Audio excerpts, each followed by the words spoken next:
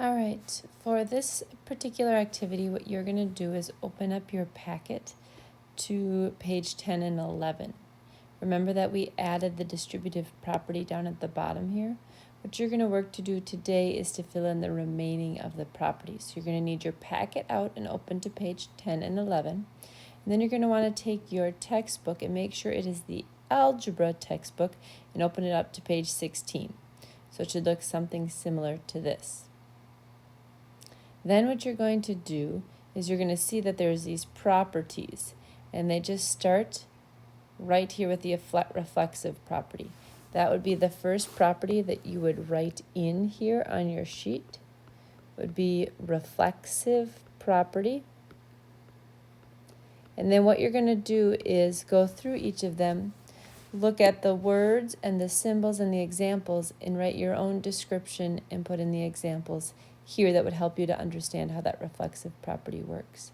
Then the second one would be the symmetric, and it just keeps going down. And you'll know that by the time we get to the fifth one, it's the additive identity, which you've already filled in because that was a property we talked about. Then you go to additive inverse, and now you'll add additive inverse in here for number 6 and complete it. You can choose for the description to write the word for word. However, if after looking at it you have a better idea of how to write it that makes sense to you, that is totally fine. Your goal is just to get exposed to these properties and start to kind of understand how they work.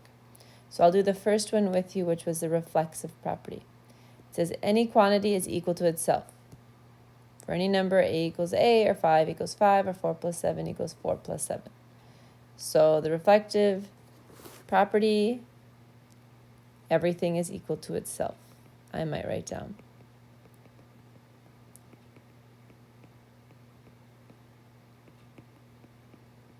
And then I would go ahead and write an example. I like the 5 equals 5 because that makes sense to me.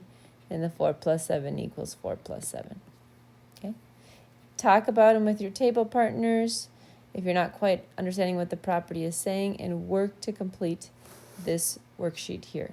Please note there's not this big right or wrong for each of them, just so you have an understanding and an exposure to these properties.